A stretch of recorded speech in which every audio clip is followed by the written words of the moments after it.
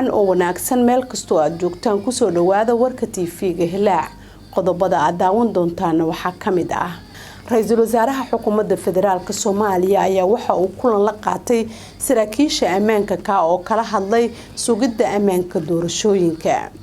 madaxweynaha dawladda federaalka Soomaaliya ayaa waxa wax laga weydiiyay inuu cadeeyo dhalinyarada ku macqan dalka la tareeyay iyo xilliga ay soo laabanayaan midowga musharaxiinta madaxweynaha Soomaaliya ayaa waxa ay ka digeen in la siyaasadeeyo dhalinyarada ku maqan dalka la tareeyay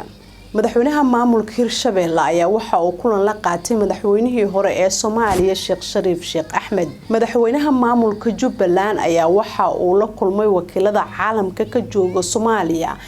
oo kala hadlay arrimaha doorashooyinka dalka